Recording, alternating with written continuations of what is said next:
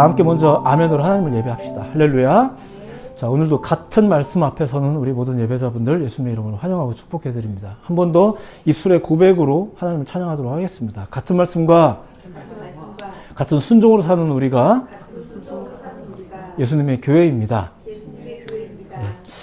자, 대림절을 맞아서 예수님의 오심이라는 큰 주제 하에 결국은 예수님에 대한 이야기겠죠. 예, 그런 말씀을 나누고 있습니다.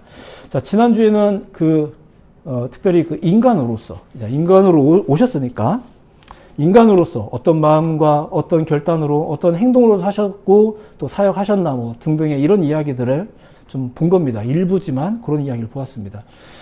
자, 그런데 이제 괜히 거창한 것 같지만 그래도 좀 이런 식으로 좀 보는 거예요. 이제 이게 사실 우리가 연구하고 살필 수 있는 영역입니다. 빌립보서에 이런 기록이 있습니다. 그는 근본 하나님의 본체시나 하나님과 동등됨을 취할 것으로 여기지 아니하시고 이렇게 하나님의 본체로서의 예수님이라면 저희가 경외를 해야 되는 거지 뭐 보고 배우고 담고 이런 말을 할 수 있는 게 아닙니다. 그렇죠? 근데 그 예수님이 하나님과 동등할 수 없는 인간으로 오셨단 말입니다.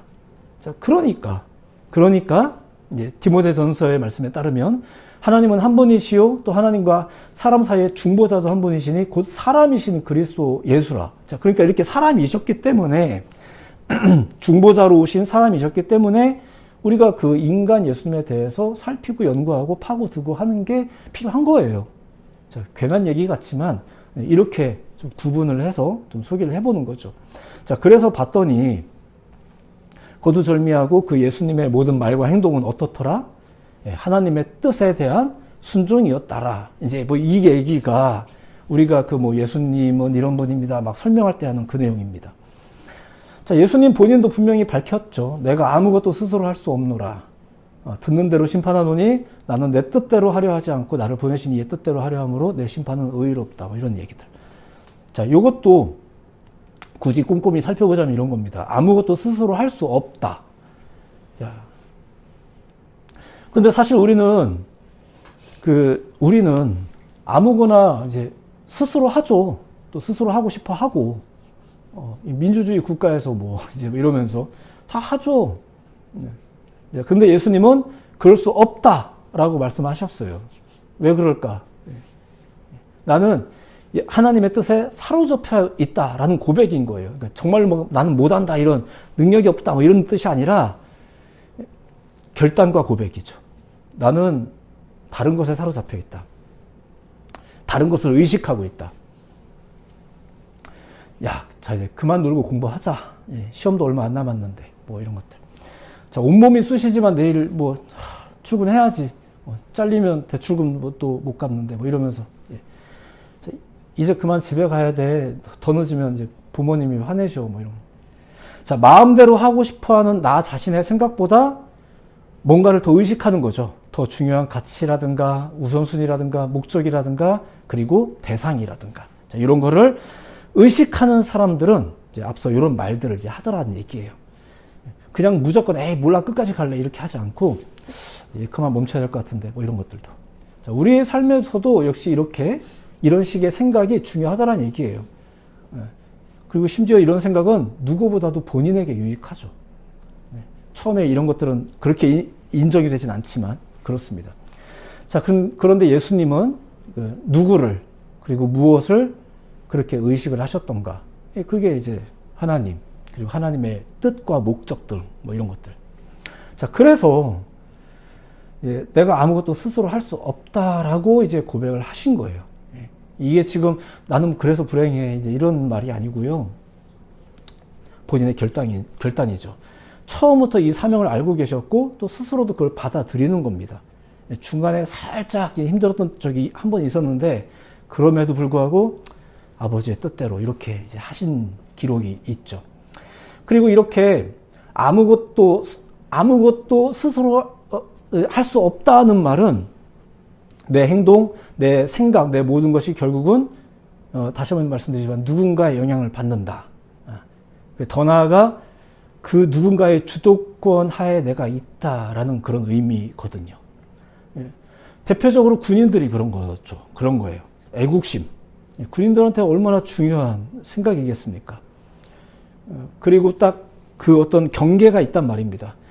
군복을 입고 있는 순간까지는 철저해야 되는 어떤 게 있는데 딱 그 군복무가 딱 만기가 되고 위병소 나가는 순간부터는 그 모든 그 그늘에서 벗어나는 이런 게 있어요. 아주 놀라운 그 규정이 있죠. 자, 그렇게 난 다 맡겼다. 라는 게 예수님이었다는 얘기예요. 나는 그 아래서 있는 사람이고, 그래서 난 다 맡겼다. 심지어 십자가에 달려 죽으실 때 예수님은 이렇게도 말했거든요. 기도하셨거든요. 아버지, 내 영혼을 아버지 손에 부탁하나이다. 영혼까지 싹 다 하나님께 맡기신 분, 그게 예수님이셨어요. 자, 이건 이제 참고로. 자, 내 마음대로 할 수 있겠으나 사명을 위해 내 모든 것을 맡긴 또 다른 이유가 있다면 이런 겁니다. 내 마음대로 했을 때 그 사명은 절대 성취될 수 없기 때문에 그래요. 그래서 그래서 이랬다라는 기록은 사실 없습니다. 없는데 우리가 우리 모습을 보면 그냥 알 수 있는 그런 내용입니다. 내 마음대로 했을 때 결국은 내가 원하는 것도 사실 이루기가 어려워요. 이런 문제가 있죠. 자, 그런데 보통의 인간으로 오신 예수님께서 보통의 인간이라면 누구나 할 법한 그 발상대로 살지 않았기 때문에 우리가 그 예수님을 주목하는 거죠. 그 인간 예수님을. 이건 참고로 말씀드리는 겁니다. 자, 근데 여기다 하나만 더. 자, 이렇게 하나님의 뜻에 따라서 움직였던 예수님, 더 나아가 이렇게 맡기고 순종하셨던 예수님은 어떻게 되셨나? 죽었다라는 거 말고 그냥 이야기하고 싶은 거예요. 예수님은 어떻게 되셨나? 사도들이 했던 말을 들어보십시오. 아마 한참 지나서 얘기인 것 같습니다. 너희가 십자가에 못 박은 이 예수를 하나님이 주와 그리스도가 되게 하셨다. 이렇게 고백해요.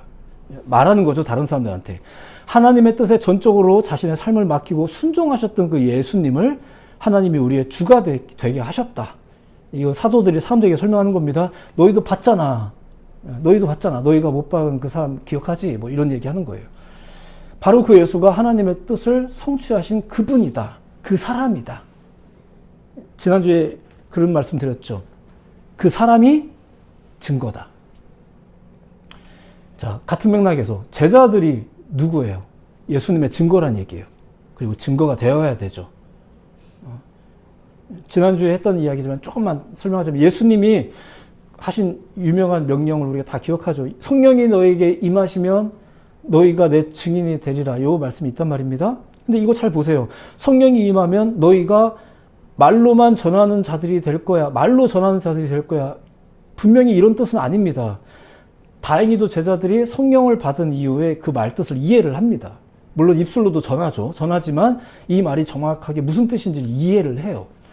자, 바울도 이해를 했습니다. 자, 바울의 경우를 가지고 이제 소개를 해드리자면, 바울이 데살로니가라는 곳에다가 편지를 쓸 때 그 편지에 이런 내용을 담거든요. 한번 들어보세요. 우리가 여러분에게 전한, 아마 말로 전했겠죠?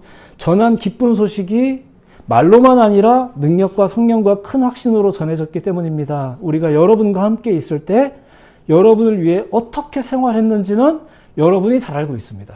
현대인의 성경 버전으로 읽어드렸는데, 자, 말로 전했던 내용도 분명히 있지만 우리가 여러분들과 함께 지낼 때 어떻게 살았는지 기억들 하시죠? 지금 이렇게 편지하고 있는 거예요. 그렇게 산 거예요, 지금 그들이. 같이 있을 때. 강단에서는 그렇게 말해놓고 내려와서는 다르게 살지 않고 아마 똑같이 살았나 봐요. 그때 목사님들은, 그때 사도들은 그랬나 봐요. 그 얘기 하는 거예요. 우리가 어떻게 살았는지 당신들이 알고 있지 않습니까? 하나님은 당신의 사람들이 당신의 뜻을 나타내는 증거가 되기를 바라셨다. 이런 이야기를 지난주에 전해드린 거죠. 그리고 그게 중요한 겁니다. 그리고 또 하나는 되게 하십니다. 그 대표적인 인물이 예수님이라는 거예요. 사도들이 그걸 알았죠. 하나님이 예수님을 너희가 못 박은 그 예수를 주와 그리스도가 되게 하셨다. 이렇게 얘기하세요. 물론 우리를 향한 계획도 있습니다. 그 보배롭고 지극히 큰 약속을 우리에게 주사 이 약속으로 말미암아 너희가 정욕 때문에 세상에서 썩어질 것을, 그것을 피하여 신성한 성품에 참여하는 자가 되게 하려 하심이니라. 이게 우리를 향한 계획이에요.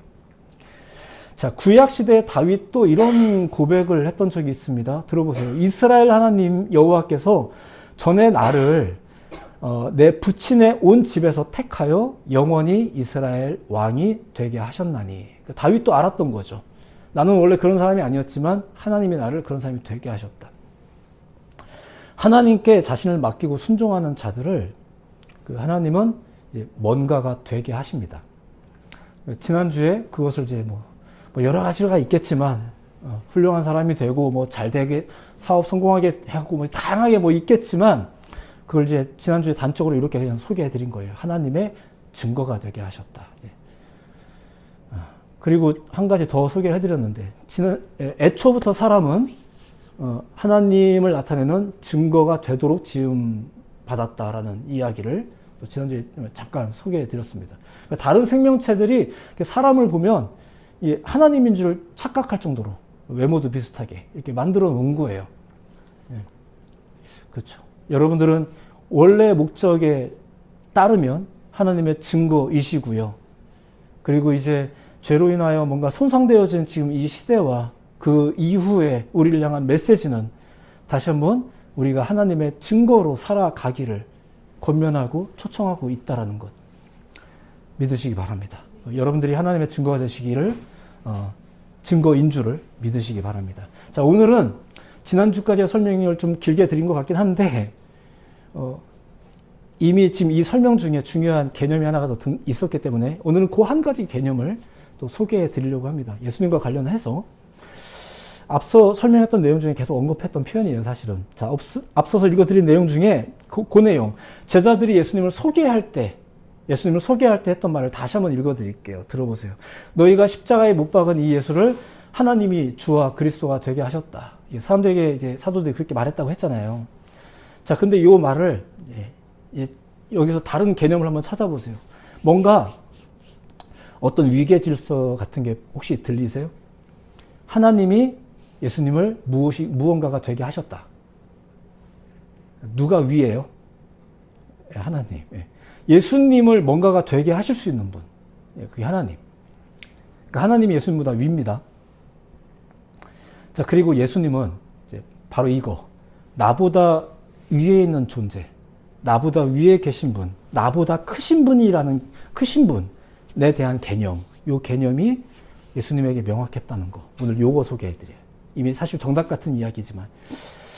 자, 오늘 본문에 대해서 이제 좀 설명을 드리자면 이런 겁니다. 사실 본문 이전부터 예수님이 제자들에게 이제 성령 얘기합니다. 그리고 본인이 뭐 어디 간다 막 이런 얘기를 하고 계실 때였거든요. 그러다가 이제 오늘 본문 26절도 한 번 더 들어보십시오.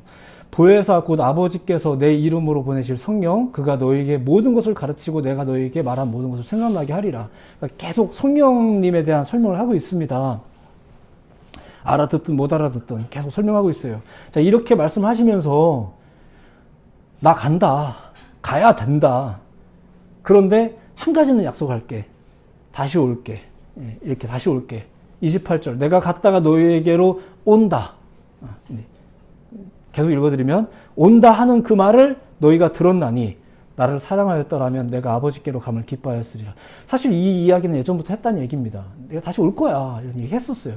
자, 그런데 오늘 본문 28절의 표현에 따르면 너희가 이미 그 말을 들었는데 나를 사랑하였더라면 내 아버지께로 감을 오히려 기뻐하였으리라. 자, 이게 무슨 말일까? 자, 이걸 이제 설명을 드릴게요. 너희가 나를 사랑한다면, 내 말을 이해한다면 오히려 내가 아버지께로 간다는 걸 너희가 기뻐할 거다. 왜냐하면 28절 후반부예요. 아버지는 나보다 크심이라.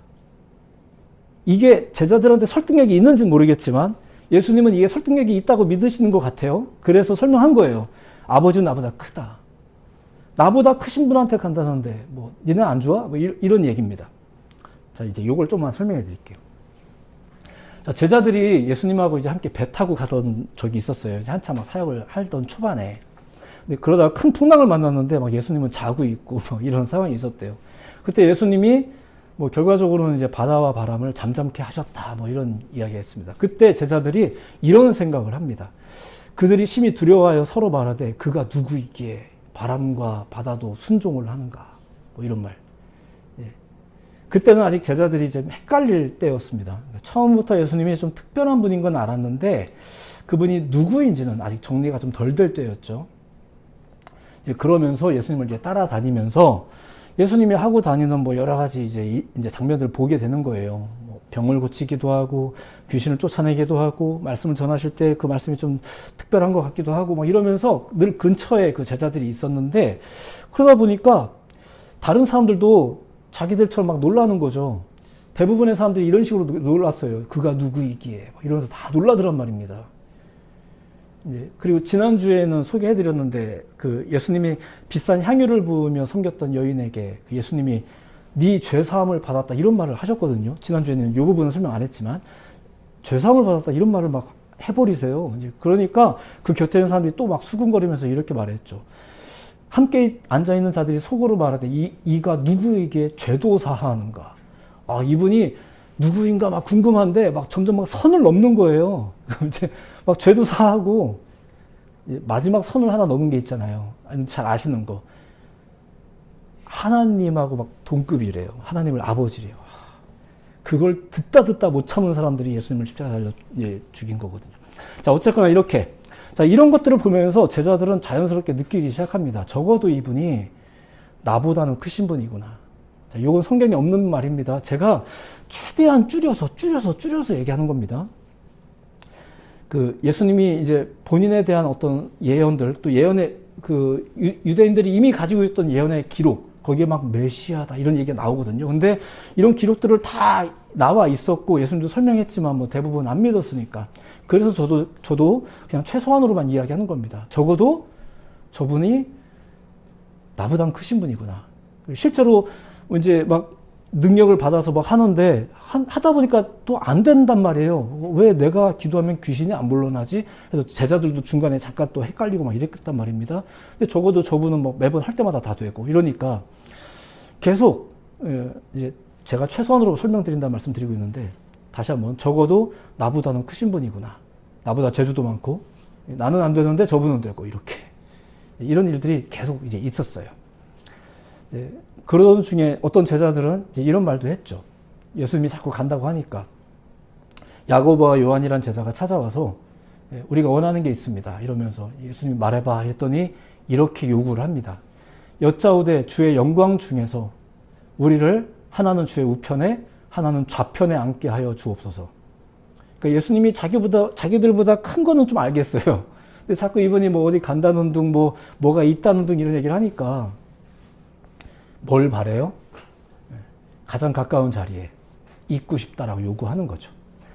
뭐 그게 무슨 의미인지 몰랐다라고 예수님이 이렇게 지적을 하긴 했지만 어쨌거나 나보다 큰 존재 곁에 있다는 거 이거를 대체로 누구나 자연스럽게 여기죠. 연예인 만나면 보통 그렇고 유명 인사를 만나면 그렇고 내가 존경하는 누구를 만나면 뭐 그렇고 그게 기쁘고 자랑스럽고 그걸 막 인증샷 찍고 올리고 막 이렇게 하는 거잖아요. 내가 이렇게 훌륭한 분들이랑 만났다 막 이러면서 그러니까 예수님이 나보다 크신 하나님 곁으로 가는 거야 라고 말할 때 그 의미를 너희도 알 텐데 그러면 오히려 기뻐해야 되는 거 아니야? 라는 게 이제 그분의 말씀인 거예요. 이처럼 예수님은 항상 나보다 위에 계신 분이라는 인식이 늘 있었고 명확했었습니다. 누군지는 우리가 잘 알고 있는 그분이고요. 그리고 그분의 뜻을 따라서 그분을 신뢰하면서 그분을 의지하면서 이제 산 거죠. 그리고 이런 예수님을 이제 보면서 비슷한 인식을 가졌던 사람들 이야기도 성경에 보면 여러 등장합니다. 대표적으로 몇 명만 소개하자면 이런 거예요. 세례요한 같은 사람들. 이런 사람들은 뭐 보지도 않았는데 주신 말씀과 또 성경의 은혜로 알게 된 아주 놀라운 사람이죠. 세례요한 같은 사람들. 뭐 나이로 보나 사회적 인지도로 보나 예수님보다 훨씬 위입니다. 사실 세례요한 같은 사람들은 큰 자죠. 큰 자예요. 근데 그가 그 예수님에 대해서 이렇게 묘사합니다. 아직 그때는 예수님 뭐 활동도 하기 전입니다. 근데 예수님에 대해서 묘사를 할 때 이렇게 얘기하는 거죠. 예수님이 딱 자기 앞에 등장했을 때 주변 사람들에게 세례 요한이 이렇게 말합니다. 내가 전에 말하기를 내 뒤에 오는 사람이 있는데 나보다 앞선 것은 그가 나보다 먼저 계심이라 한 것이 이 사람을 가리킵니다. 이렇게 이야기합니다. 나보다 늦게 등장했지만 저분이 나보다 먼저 계신 분이다. 이런 말. 예수님이 어떤 분인지를 설명할 때는 또 이런 설명도 합니다. 나보다 능력 많으신 이가 내 뒤에 오시나니 나는 굽혀 그의 신발끈을 풀기도 감당하지 못하겠다. 이게 마가복음 이야기인데 똑같은 설명이 마태복음에는 이런 식으로 기록되어 있습니다. 한 번만 더 들어봐 주세요. 나는 너희로 회개하기 위하여 물로 세례를 베풀거니와 내 뒤에 오시는 이는 나보다 능력이 많으시니 나는 그의 신을 들기도 감당하지 못하겠노라. 그는 성령과 불로 너희에게 세례를 베푸신다. 자, 나보다 먼저 계신 분, 나보다 능력이 많으신 분, 나보다 그래서 위이신 분. 예수에 대한 이런 인식이 그 당대의 그 위대한 영적 지도자, 소위 최후의 선지자라고 불리는 그 세례 요한이 이렇게 고백을 하고 있었죠. 자, 그래서 어떻게 해요? 예수님이 그런 분이라고 고백하면서 세례 요한이 어떻게 해요? 자기보다 그 예수의 활동을 더 지지합니다. 심지어 내 제자들이 예수님한테 막 간다고 할 때 가 이렇게도 해요. 이런 사람도 있었습니다. 하인이 중풍병에 걸려서 괴로워하고 있을 때 예수님에게 고쳐달라고 예수님을 찾아갔던 백부장이 있었어요. 로마의 백부장인데 백부장이면 아시다시피 군인 100명을 통솔하는 리더, 오늘날의 중대장급의 이제 직급을 가진 군인입니다. 그가 예수님께 찾아와서 하인을 고쳐달라고 부탁을 하자 예수님이 알았어, 그래, 그럼 가자 이렇게 했더니 그 백부장이 이렇게 말합니다. 말만 하소서, 말로만 하소서. 그러면 내 하인이 낫겠습니다. 이어지는 말씀이 나도 남의 수하에 있는 사람이요 내 아래에도 군사가 있으니 이더러 가라 하면 가고 저더러 오라 하면 오고 내 종도로 이것을 하라 하면 하나이다. 다시 읽어드리면 나도 군인입니다. 내 아랫사람들은 내가 오라 하면 오고 가라면 갑니다. 근데 내 위에도 있는데 나보고 오라고 하고 또 가라고 하는 사람도 있습니다. 그럼 저는 그대로 합니다. 그래서 내가 잘 압니다. 말씀만 하셔도 병이 나을 겁니다. 자, 이런 식으로 말을 하는 거예요. 그러니까 백부장은 우선 예수님이 자기보다 윗사람이라고 생각을 하고 있는 겁니다. 그러니까 자기가 왔죠. 그러니까 자기가 찾아온 거예요. 오라고 안 하고 자기가 왔죠. 그리고 이제 또 말하기를 자기에게 말로만 하래요. 시키라는 거죠. 그리고 심지어는 예수님이 말만 하면은 하인에게 있었던 그 질병마저도 가라면 가고 오라면 올 거다 라고 지금 말하는 거예요. 예수님이 훨씬 위다 라는 걸 지금 인정하고 있는 거죠. 그 예수님은 이런 식으로 말하는 백부장의 말을 들어보더니 이스라엘 중에서도 이런 식으로 이해를 하는 사람들을 나는 본 적이 없다 이렇게 말한 거예요. 제가 학생 때 이제 반장을 했던 적이 있거든요. 어느 날 이렇게 쉬는 시간이 끝났는데도 계속 복도에 놀고 있는 애들이 있으면 보통 이제 반장에 가서 야 들어가자 이렇게 얘기합니다. 수업 시간 다 됐다. 대부분 말을 안 듣습니다. 네가 반장이면 반장이지 뭐 또래끼리 왜 이래 막 이런 겁니다. 왜 이래라 저래라 이런 오히려 기분 나빠하고 그런 거죠. 그리고 저는 또 싸움을 잘 못하니까 막 뭐라 말 못합니다. 자, 그런데 선생님이 들어오래 이러면은 좋든 싫든 들어옵니다. 예전엔 그랬습니다. 지금은 잘 모르겠어요, 제가. 근데 예전엔 그랬어요. 자, 이게 뭐예요? 암암리에 암묵적으로나마 선생님이 나보다 위다라는 인식이 다 있는 거예요. 있었어요. 지금도 있겠죠? 자, 그러면 말을 들어요. 그러면 해요. 나보다 위에 있는 존재라는 것을 인식하면 해요. 싫어도 해요. 더 놀고 싶지만 해요. 그랬어요. 그렇죠. 나보다 위에 있는 존재에게서 비롯되는 많은 것들, 그게 명령이든 심지어 선물이든 누가 훌륭한 분이 나한테 뭐 딱 하나 주면은 그거 별것도 아닌 걸 가지고도 막 기뻐서 바들바들 떨고 막 이렇게 하는 게 그런 거잖아요. 그 존재에게서부터 비롯된 것들을 중하게 여기죠. 자, 그런데 반대로 상대방을 그렇게 인식하지 못하면 어떻게 돼요? 자, 예수님께서 사역 초반에 말씀을 전하실 때에 그 말씀 전하는 걸 이렇게 쳐다보고 있는 사람들 중에 예수님의 어린 시절을 알던 사람들이 있었던 모양이에요. 그들이 이런 말을 합니다. 그 입으로 나오는 바 은혜로운 말을 놀랍게 여겨 이르되 이 사람이 요셉의 아들 아니냐. 이렇게. 되게 놀랍기는 한데, 쟤 요셉의 아들 아니야? 그러니까 우리들하고 동급이라고 생각하는 거죠. 그런 생각에 사로잡혀 있으면 은혜를 못 받습니다. 믿지를 못하게 되죠. 뭔가 놀랍기는 한데 믿지를 못해요. 나보다 위에 계시는 분이 있다. 자, 이런 인식은 그리스도인들에게 있어서 너무나 중요합니다. 그리고 누구보다 예수님이 그러셨습니다. 누구보다 예수님이. 그리고 성경에서 모범이 될 만한 많은 인물들 다 그랬습니다. 항상 그 생각에 사로잡혀 있죠. 그리고 생각해보면 현대에 이르기까지도 여전히 이런 인식은 통용이 되고 있잖아요. 아까 얘기했듯이 여러분들도 뭐 직장 상사한테 함부로 막 그렇게 하진 않잖아요. 뭐 이런 것도 있단 말입니다. 이런 인식은 생각보다 중요하고요. 여전히 유효합니다. 권위라는 말이 거기와 상관이 있지만 우리가 굉장히 싫어하는 말이긴 한데 사실은 되게 중요합니다. 자, 그런데 이런 인식을 가진 자들은 때로는 굉장한 용기를 내기도 하지만 경솔하진 않습니다. 그리고 이런 사람들은 또 끝까지 인내할 줄도 알아요. 하지만 바보스럽진 않아요. 하지만 어리석진 않아요. 그런 거죠. 성경 이야기 모든 부분에서 이런 사람들이 있습니다. 그리고 반대의 경우도 분명히 있죠. 우리가 알고 있는 소위 나쁜 사람들, 악당들이 있어요. 그런 사람들의 모습을 또 보면은 분명히 이런 식으로 분명히 정리가 가능합니다. 결국은 하나님을 향한 어떤 인식의 결여예요. 나보다 위에 계신 분이라는 인식. 아니, 아예 하나님의 존재에 대한 인식. 그런 인식이 아예 없거나, 혹은 그분이 나보다 위에 계신다. 그분이 전능하시다. 그분이 나보다 먼저 계신다.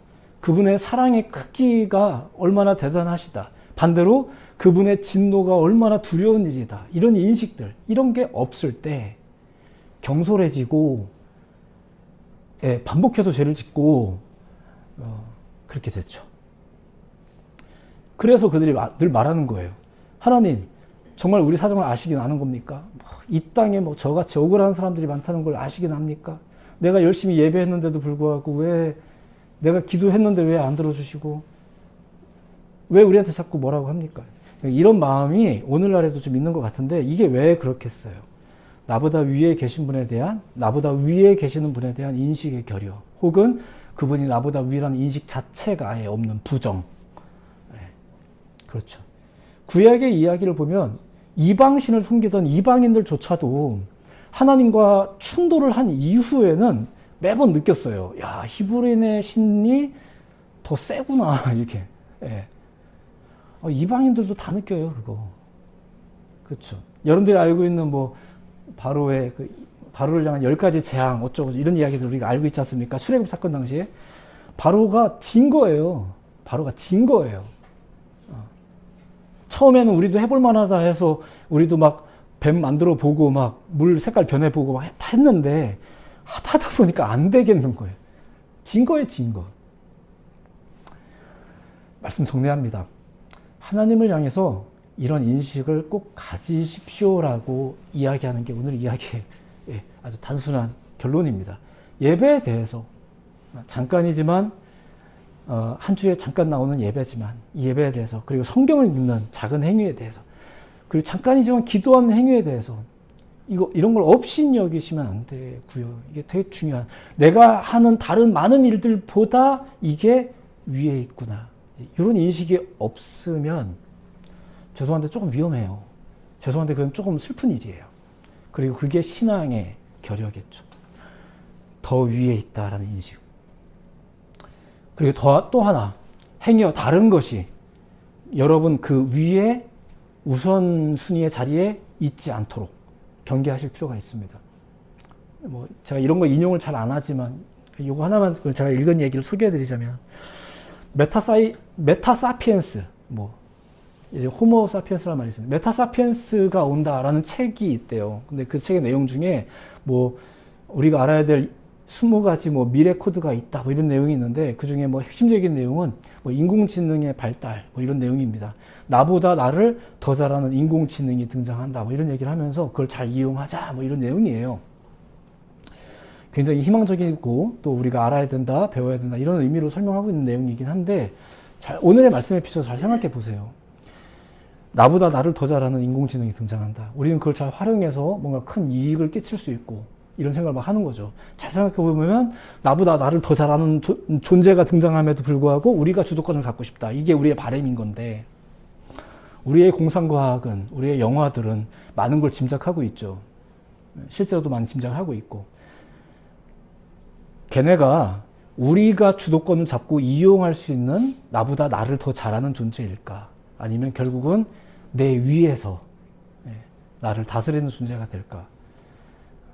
나보다 내 위에 있다는 인식, 그 자리를 지금 다른 것이 차지하려는 이런 시도들이 계속 있죠. 이런 인공지능의 이야기뿐만 아니라 아마 5만 가지가 있겠죠. 권력의 문제도 그렇고 다른 모든 것들도 여러분들 개인의 취향도 있겠고 다양한 것들이 그 자리를 차지하고 싶어 하거든요. 그리고 많은 분들은 그 자리를 또 내어줍니다. 네, 그게 무슨 의미인지 우리가 신앙의 자리에서, 신앙인의 그 관점에서 제가 개념이라는 표현을 사용하고 있으니까 그 개념을 잘 이해하실 수 있었으면 좋겠습니다. 그리고 많이 의문을 품으시고 도전하셨으면 좋겠습니다. 그리고 이미 선포되고 있는 한 존재, 그 존재를 절대로 그 의자의 자리에서 내려놓지 말고 그분이 그 자리에 계셔야 된다는 것을 우리가 꼭 기억하는 것. 이게 신앙의 자세겠죠. 신앙인의 마음이겠죠. 그냥 그 얘기 오늘 한 겁니다. 다시 한번 우리 마음속에 이 인식들을 가지시기를 예수님의 이름으로 축복해 드립니다. 너무 중요합니다. 오늘은 그냥 개념이라고 표현하면서 나보다 위에 계신 분이 있다라는 이야기를 소개해 드렸습니다. 기억하시면서 예수님이 이 땅에 오셨는데 왜 우리가 성탄절을 준비해야 되고 옛날에 있었던 되게 훌륭하신 분이 있는데 그분을 기념하자 이런 게 아니라는 거. 그리고 훌륭하면 좀 배우시고요. 그렇죠? 네, 나보다 대단한 분이잖아요. 인간적으로 설명해도 네, 우리가 주목할 필요가 있겠죠. 나보다 위에 계신 분, 우리가 그 하나님을 기억하고 그 하나님의 뜻 앞에 나의 삶을 때로는 맡기고 살아가는 그런 결단 가운데 살아가는 여러분 모두가 되기를 다시 한번 예수님의 이름으로 축복해 드립니다. 기도하겠습니다.